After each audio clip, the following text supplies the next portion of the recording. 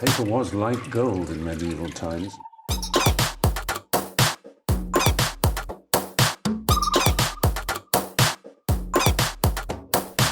Oh, not tobacco, sugar. That everything we thought we knew about the world might turn out to be completely wrong.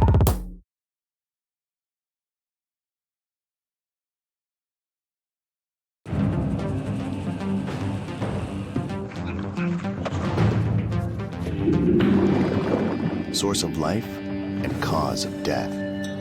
Water can wash away clues, dilute evidence, and conceal corpses.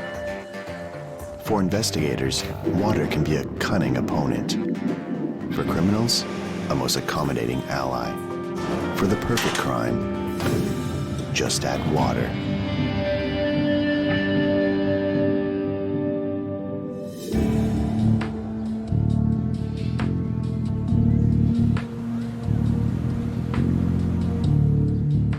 Innisfil, Ontario is a bedroom community 70 kilometers north of Toronto, a quiet recreation town on the edge of Lake Simcoe. On the afternoon of April 25th, 1996, a man walks along a trail at Innisfil Beach Park. He notices splashing in the water about 100 meters from the shore. In the distance, a red canoe drifts away. He suddenly sees someone in danger of drowning, clinging desperately to a floating patch of ice. He calls for help. At first glance, this seems like an unfortunate end to a simple canoe ride on Lake Simcoe. However, appearances can be deceiving. Will investigators find they are piecing together a series of tragic errors made by a calculating mind? It's unusual to have someone out on the lake at that time of year when the ice is still so close to the shore. 15 minutes after receiving the 911 call, Innisfil Fire Rescue arrives at Alcona Park. The rescue boat is still stored for the winter, so the paramedics must get to the victim in a rowboat.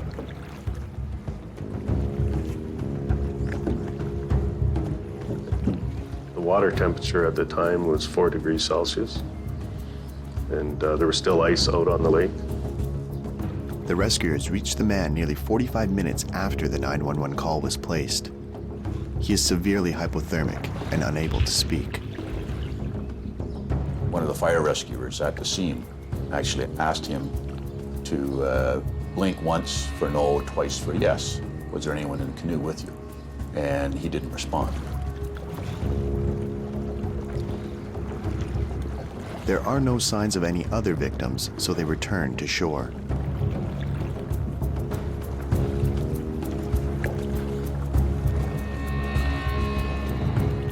Alive but unresponsive, the man is rushed to the Royal Victoria Hospital in nearby Barrie, Ontario.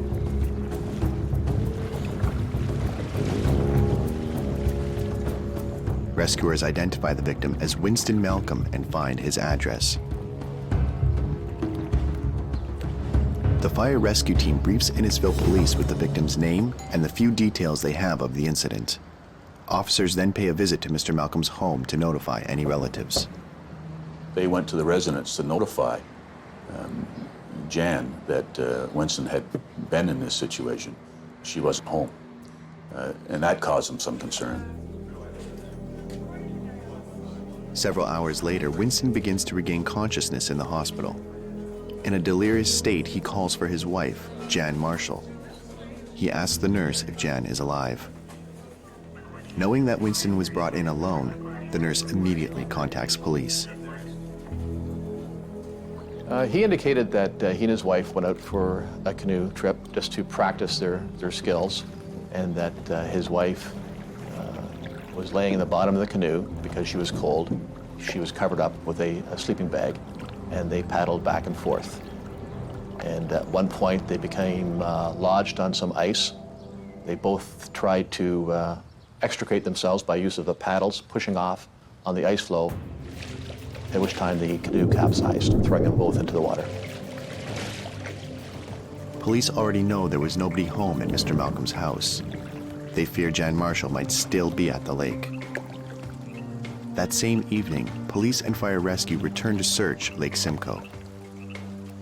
They scanned the water and the shoreline at Alcona Beach Park where Winston was found. There is no sign of Jan Marshall. Darkness falls and the search is called off until morning. It was a missing person case. Had she made it to shore? Was she somewhere along shore? Had she succumbed to the water and drowned? They had no idea. The following morning, on April 26th, Detective Inspector Ron Gentle coordinates a recovery team.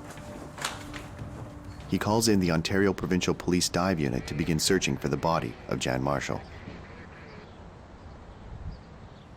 At the time, I was approximately 4 hours away, so it took a good portion of the day to pack up and to respond to the call. Detective Sergeant Tom McDonald dispatches officers to attend the scene and question witnesses. We had several witnesses from shore who saw the gentleman in the canoe. Starting at approximately 11 o'clock in the morning, he was observed. And throughout the course of the day, right up until the time that the canoe capsized, at approximately 3:30 in the afternoon. It appeared that the canoeist was paddling just up and down along the ice, and as it would slowly move out, he kept paddling just up and down, going into deeper and deeper water as the ice floe moved out. None of the witnesses, and I think there were 6 or 7, that watched from time to time from shore, saw the canoe on the ice, saw the canoe in distress. You know, they saw him and only he. They never saw Jan. They thought there was just one person in the canoe. Suspicions arise as the hope of finding Jan Marshall alive begins to fade. Dead or alive, she must be found in order for the investigation to proceed. We were told our inspector was going to be attending the scene because there was rather some suspicion of foul play. Just accumulation of the time of year, being out in a canoe with the ice still on the water, the flags were up. So that's, I think, when we first thought that we're going to be a little more prudent with the collection of evidence on this one. We just were given a primary target location, and we went out and searched it.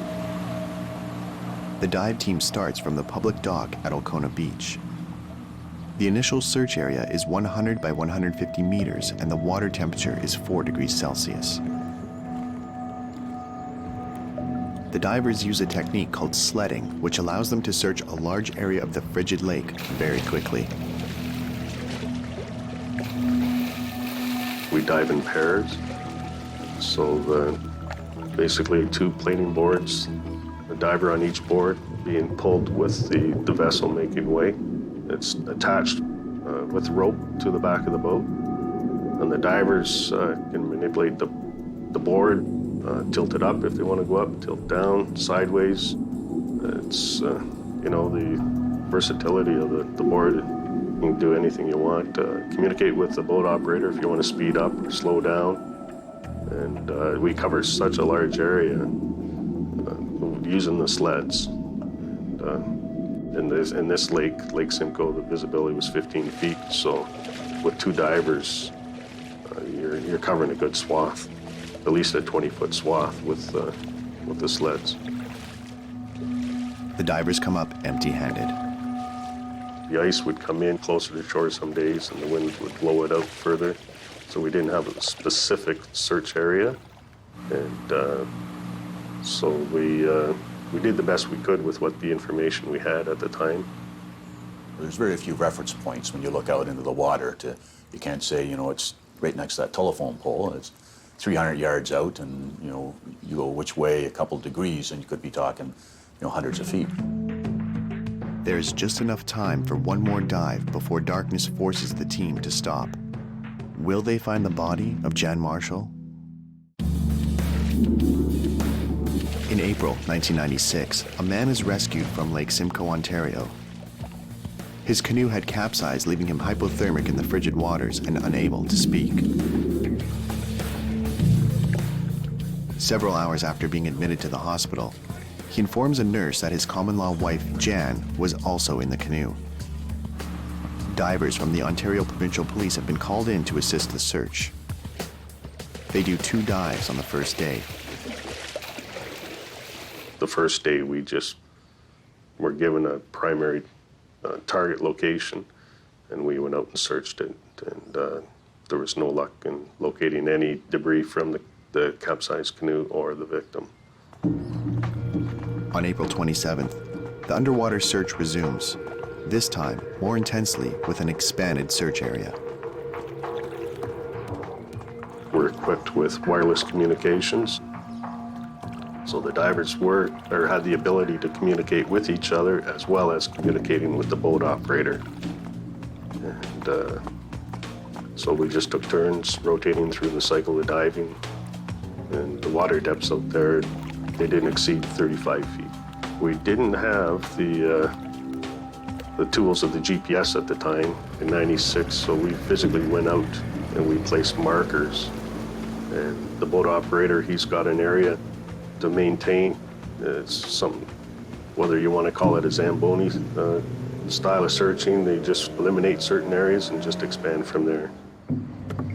Meanwhile, investigators talk with members of Jan's family. She'd actually been out to BC to visit her mother just weeks prior, and had told her mother that she was considering moving out to BC and leaving Winston. Could this suggest a possible motive for Jan's disappearance? Investigators look for more clues by comparing witness statements to those of Winston Malcolm. Winston's first statement is about why he and Jan were canoeing on icy Lake Simcoe at that time of year. The reason that he provided for being on a lake was that he had a upcoming canoe trip planned in Algonquin Park for the May 2nd weekend. He indicated that he and his wife went out for a canoe trip just to practice their skills.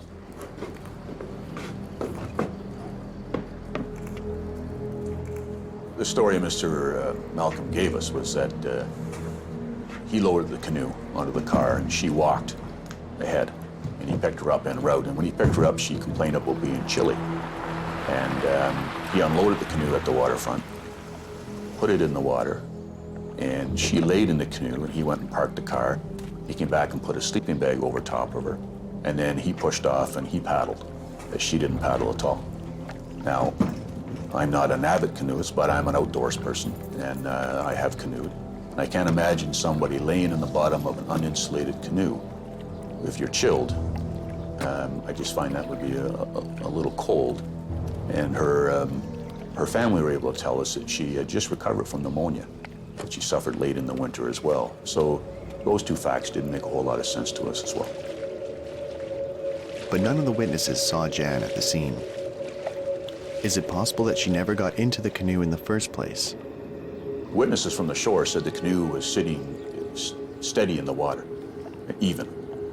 Whereas if you have a 200-plus pound man and a woman at the back of the canoe, because he described her laying in the bottom with her head on his knees, one would think the canoe would be tipped, obviously, to the rear, and nobody saw that. So the displacement that was described by the witnesses on shore and the positioning of the two bodies in the canoe, as he described it, didn't make any sense as well. Curiously, the witnesses did not actually see the canoe capsize. In 2 separate statements made to the police about the accident, Winston contradicts himself. He gave 2 versions once again. One was that they got hung up on the ice, that he paddled onto the ice and asked her to help shove off, and that the 2 of them shoved off from the same side and the canoe capsized. And another version is that she got up to paddle and somehow off-balanced the canoe. So once again, it goes back to his statements. None of the witnesses, and I think there were 6 or 7, that watched from time to time from shore, saw the canoe on the ice, saw the canoe in distress. They saw him and only he. They never saw Jan. They thought there was just one person in the canoe. On the second day of the search, the dive team conducts 2 more unsuccessful dives. They are desperate to pinpoint the location where the canoe capsized. That same day, Winston is released from the hospital. Officers then pay a visit to ask him for help to find Jan.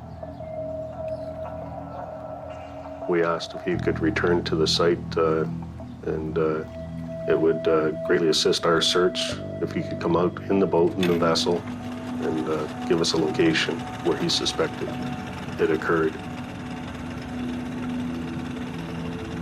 The team does their third and final dive of the day. But once again, the frigid water of Lake Simcoe refuses to divulge its secret. Depending on the length of time that he was in the water, the survivor, he could have drifted quite a ways. Lake Simcoe is a large area, body of water, and he could drift quite a ways with the wind and the wave action. And he put us out in left field, totally out of the picture.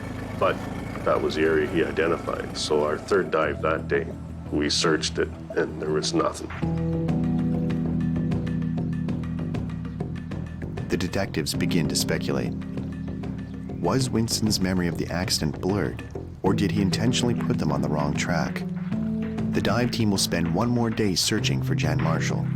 To maximize their chances of finding her body, they turn to an unlikely source for help. The canoe that Winston Malcolm was paddling capsized on Lake Simcoe, Ontario. Rescuers managed to save him, but there's still no sign of his common-law wife, Jan Marshall. By this point, suspicions run high, but investigators still do not have enough evidence to know if they are dealing with an accident or a crime. On April 28th, the OPP dive team prepares for a third day of searching for Jan's body, but they struggle to find the spot where Winston capsized his canoe. Yeah, we had aerial photographs of the shoreline, and we tried as best we could to pinpoint where the body was located, or where the mishap had occurred as far as the capsizing of the canoe. We even considered using, at one point, satellite images. The dive team turns to the local news media that covered Winston's rescue. They hope something was captured on videotape. The information came forward that when the fire department were out making the rescue, there was a cameraman on shore with the local television network. So we were able to track down the video that he took, the footage, plus the cameraman himself. He attended the scene, and he was able to give us the exact location where he was standing, and the shot that he took communicated with a boat that was out on the water. We directed them into the location, and they dropped a marker, and then we concentrated around that marker. The dive team finally has a precise idea as to where they should look. Will they find the victim? And on the third day, we conducted the first dive. And 15 minutes into the dive, we located the victim. The victim was lying on her left side she was wearing a dark-colored bomber-style jacket. It was up over her head. She was wearing brown pants with light-colored socks. She had no footwear, which was in itself suspicious. There was a coil of rope suspended above her, and it appeared to be looped through her belt loop on the back of her pants. And her hands were free. There was nothing in her hands. Once she was located, I placed our pelican marker, which is just a weight. I tied it to her right ankle, and the marker surfaced. I followed the marker to the surface, making sure that it was unraveling all the way up, and notified the members in the boat of my discovery. And I was also informed then that my partner, Larry Scott, had located a patio stone. The dive team feels a sense of relief, both for Jan Marshall's family and for the detectives who can now proceed with the investigation. They came up to the surface and notified us, and we asked them, when they came back and briefed us, to take the video equipment down and to film the scene, because it was our body recovery scene. And that is usually one of the largest pieces of evidence we have in any investigation, any death investigation. Well, like the old saying goes, a picture's worth 1,000 words. When it comes to court, it saves a lot of time on the stand trying to describe a scene. And again, it's subject to interpretation of what the member says. So it's nice that we can play the videotape in the courtroom. And this is exactly the way we found it. And no questions asked. And the plan was we were to return, videotape as much evidence as possible, return to the dock, unload the camera, take it back to the South Simcoe Police Service office where the tape was to be reviewed prior to disturbing the scene. That would allow us that if there was any area that they wanted focused, that we could return and everything was untouched, we can go back down and videotape it. Plus, it would allow the silt to settle from the initial videotaping. Then we, together, the investigators, the divers, and the forensic identification people, we sat down and viewed the video and came up with a game plan on how we were going to proceed. So I got a good look at the water scene. And what was unique about this is that the lake bottom was purely sand. And there was no vegetation, there were no rocks. And then suddenly there's this patio stone. There was no algae on it, there was no buildup of anything at all. It seemed obviously out of place. Until everyone is satisfied that the videotape has accurately captured the scene, the evidence remains untouched. Then the divers begin the recovery. The victim was removed from the bottom 35 feet down.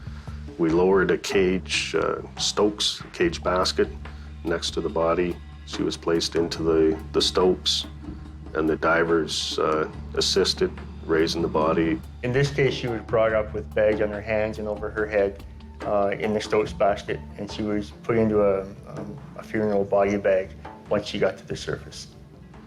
And then that way the coroner could view her pronounced death, and then she was put in the body bag. Once the body is in the boat, the team notices signs of trauma on Jan's forehead. Could it have been caused by foul play? Could it have come from the canoe? Could it have come from the paddle? Could it have come from the ice? You know, we just weren't sure. The victim is transported to the morgue.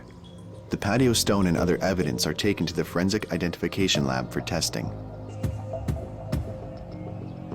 I asked the divers to go back and take several water samples from the lake, from the surface of the lake, mid-level, and from the bottom of the lake as well.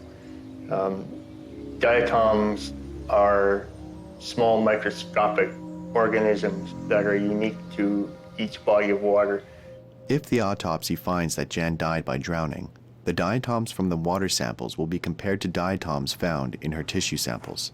If they match, it will prove that Jan drowned in Lake Simcoe.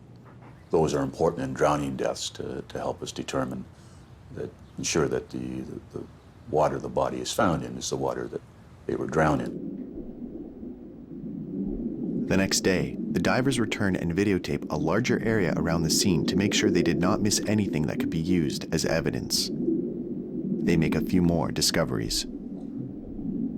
There was a hiking-style backpack, which was large enough to accommodate the patio stone. There was one female shoe. There was a bungee cord, and I believe that was it. The divers are satisfied that they have recovered all the evidence from Lake Simcoe. Now it's up to the investigative team to piece it all together.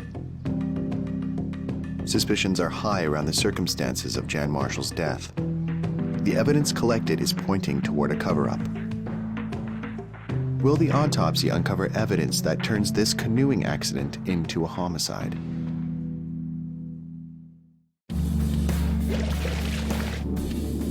Winston Malcolm has survived frigid waters in a canoe accident on Lake Simcoe, Ontario.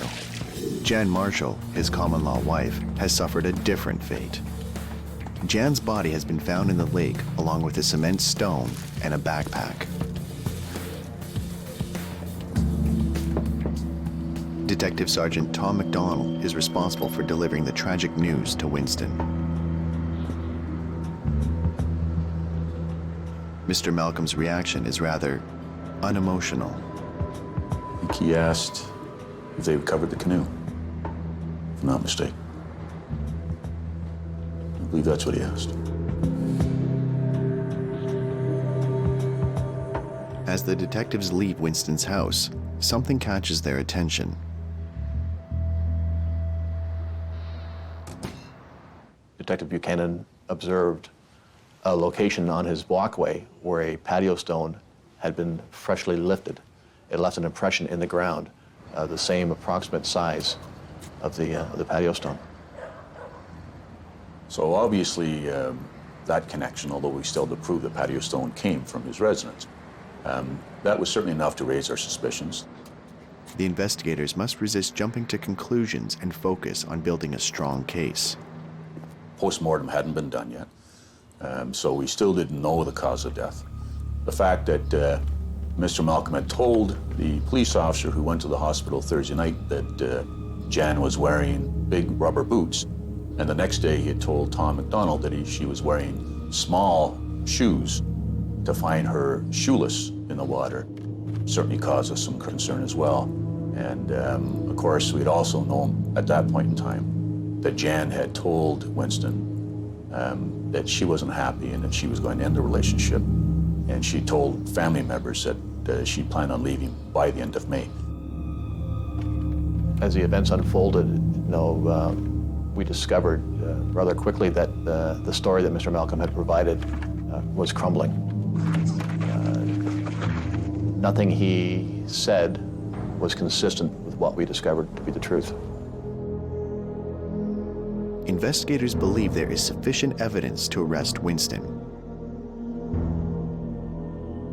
Now remember, our grounds to arrest don't have to be to the extent that we could convict in court. We just have to have reasonable probable grounds to believe that he committed the offense.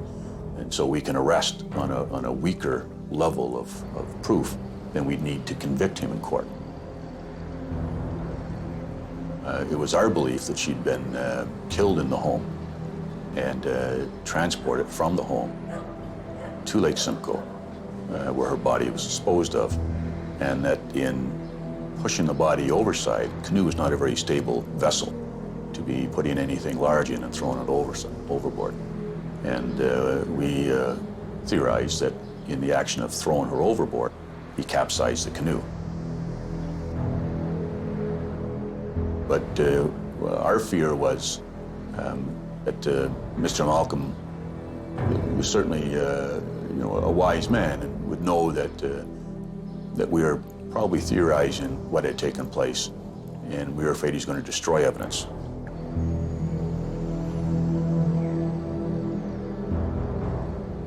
So our thoughts were to arrest him, place him in custody, get our search warrant, knowing that we've protected our evidence now. We seized the scene, secured the scene to make sure nobody could tamper with anything, and put our search warrant together. On Sunday, April 28th, 3 days after the alleged accident, Detective Sergeant Tom McDonald arrests Winston Malcolm for the first-degree murder of Jan Marshall. Mr. Malcolm's demeanor at the time was fairly quiet. He was passive and showed little emotion.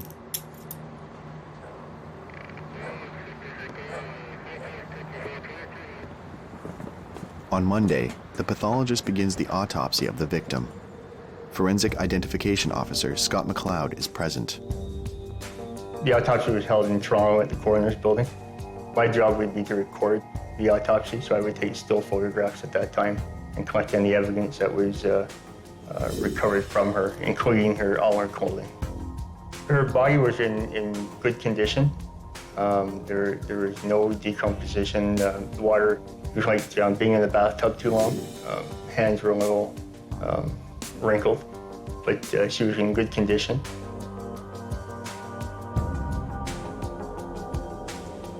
There was obvious signs of trauma and bruising to the neck area, which caused some bruising to the trachea and the hyoid area. She had been manually strangled, which caused these the bruising and the petechial hemorrhaging, strangled to the point that she was rendered unconscious, but not deceased. And then the Lake finished the job. The pathologist, Dr. Sepp, believed that death was due to drowning. She was not dead when she entered the water, and that she had suffered petechial hemorrhaging to both eyelids and eyes.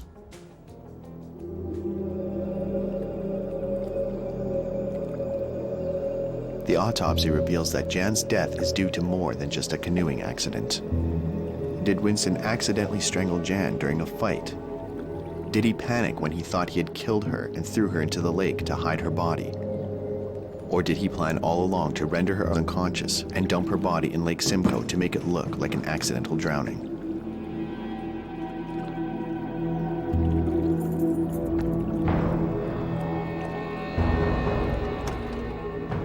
In addition to the standard post-mortem, there was a diatom test that was performed by the coroner to indicate in which body of water Jan had died.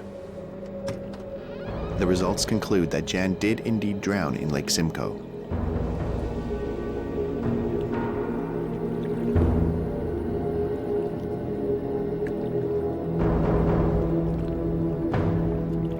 Deep bruising found on her left shoulder blade is consistent with injuries that could have been made by dragging the body by the arms.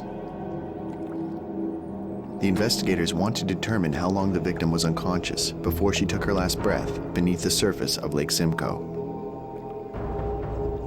To determine when the assault occurred, the coroner orders a brain scan. If she'd been unconscious for an extended period of time, usually 6, 8, 9 hours at least, somewhere in that range, that may be shown in those brain slides, which would then give us an indication on how long maybe before her body was deposited, because we knew for 5 hours that she was in that canoe, probably unconscious. So how long before 11 a.m.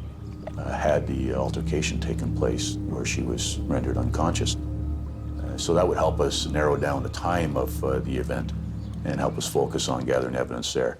So he did take slides of the brain, and they were sent away, but they came back inconclusive.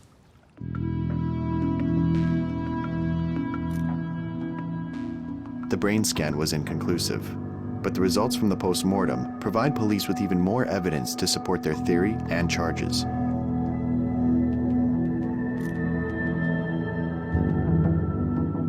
Back in the mid-90s, the law was a lot different back then. However, a warrant to arrest, a police officer can arrest a person on reasonable probable grounds that they've committed an indictable offense, which we certainly had at that point in time. Grounds for search are an awful lot more onerous in that we have to be able to identify what crime has taken place, where it may have taken place, what evidence we hope to find in the place we want to search, and we have to be specific. Police then proceed to search the home of Jan and Winston. My focus is first on recording the scene without disrupting anything. Second, I'm then looking for anything that may be on the warrant while I'm doing my photography or my videography. That's pretty well where my focus is the whole time I'm there. I don't tend to think of how people lived or why items may be in the house or not. My focus is on whether it may be relevant to the investigation. There are times when you may find something on the premise that's not listed on the warrant.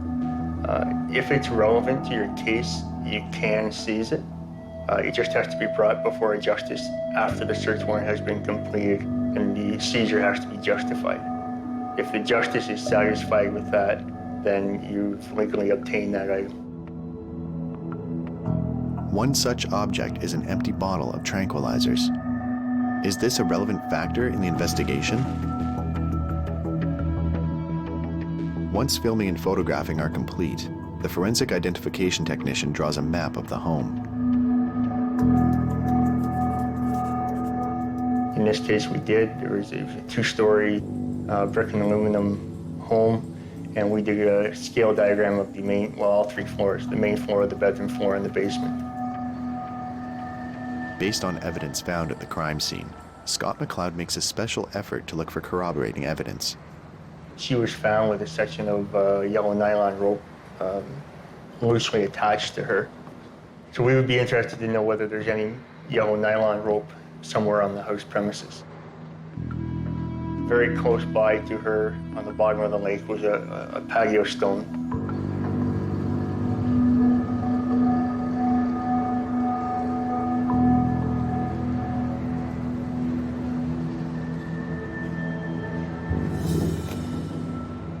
Near the rear of the house.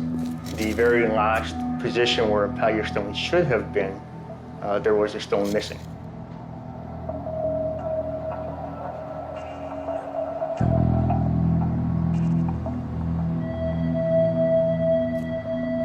So we made a plaster cast of that so that we could show definitively that that patio stone was taken from that spot outside Mr. Malcolm's home. There was a car. It was fairly close to the steps leading into the house. After it was photographed, we took tapings from within the car. And what a taping is merely taking normal Scotch tape, wrapping it around your hand and touching the back of, for instance, the back of the car seat. And then we'll do several of those from within the car. We also took tapings from the trunk of the car.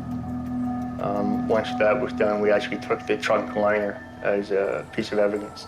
Both of them shared that vehicle, so to find a hair in the trunk would not have been overly significant. Finding a broken hair or a hair with a root may have been a little more significant. A little more weight could have been put on it as to how the hair would have removed from her head. McLeod hopes to find proof that Winston moved Jan's bruised and unconscious body to the lake in the trunk of the car. Reports from the Center for Forensic Sciences showed that there were microscopically similar fibers on her clothing as were found in the trunk liner. The working theory was that that's how she was transported to the lake, and that's why we took the trunk liner to see whether there was hair and fibers that would match her clothing and vice versa.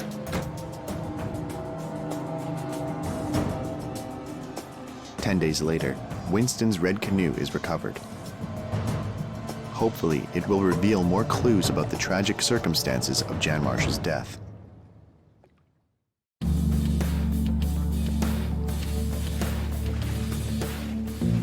The body of Jan Marshall is found in Lake Simcoe, Ontario.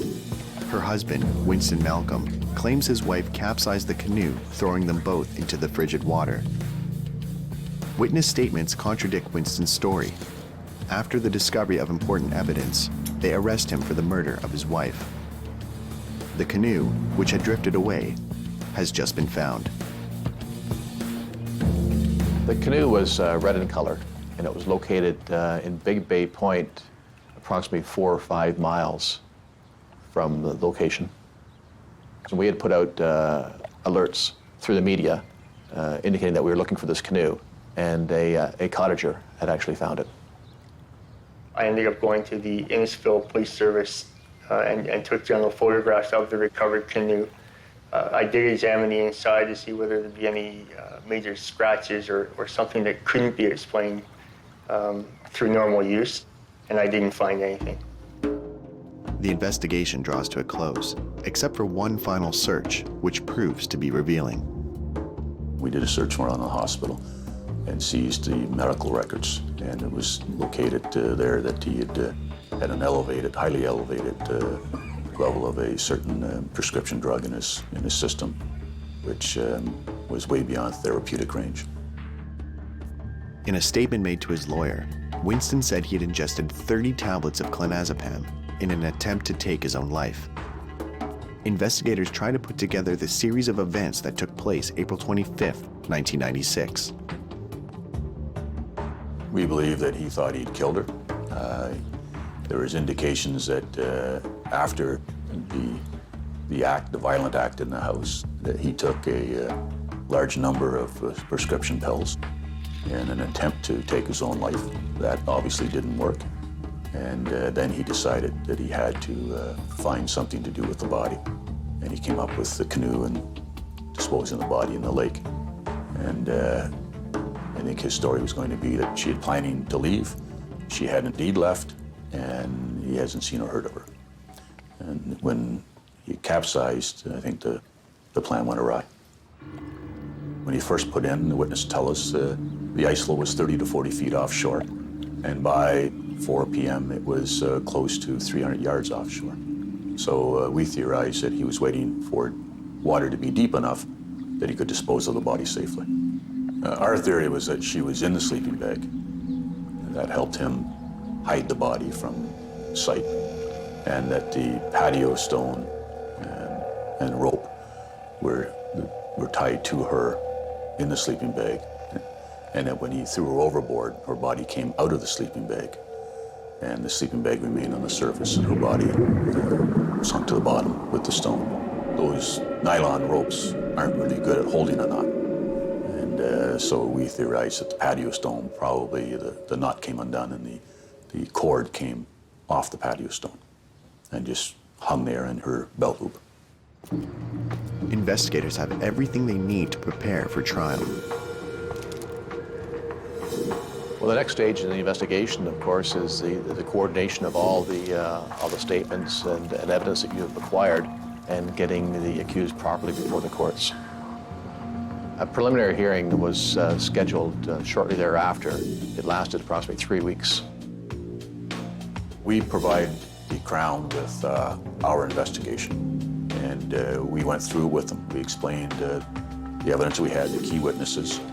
We gave them a copy of our entire investigative brief, and it's kind of a way for the defense also to see just what the evidence is. Of course, we make full disclosure, but they also get to see just how good the witnesses are, and for the Crown to also choose and make sure that the witnesses and the evidence are solid.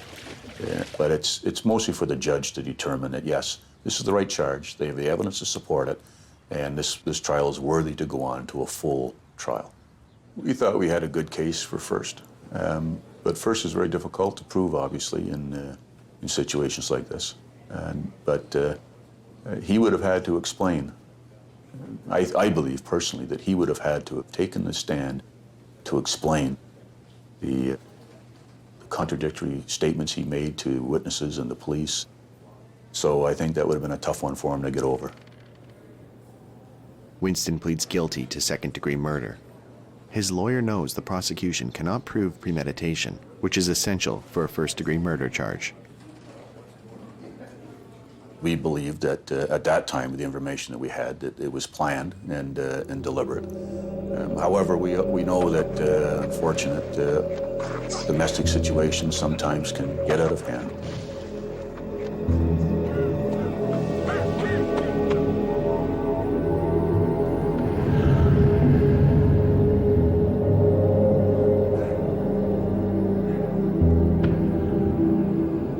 Marshall had a bruising on the forehead. We believe she was hit with something in the forehead. There was some blunt trauma to the forehead, a manual strangulation. There were other bruising to her elbows. So there were signs of a struggle or signs of violence, not unlike a domestic situation or a physical altercation.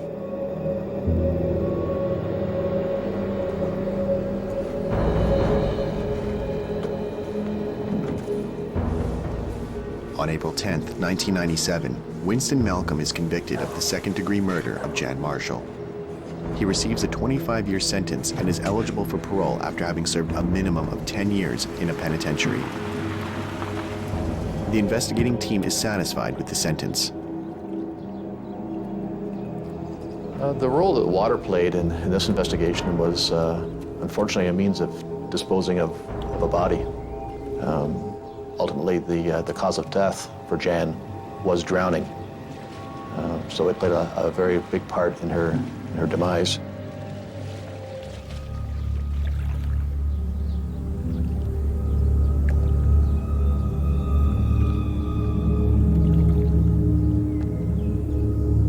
It struck me in that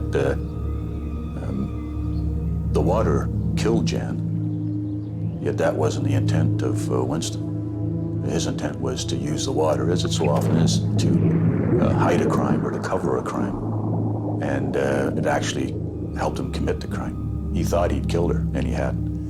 And so the water did the job for him. We may never know for sure if Winston Malcolm intended to kill Jan Marshall. But one thing is certain.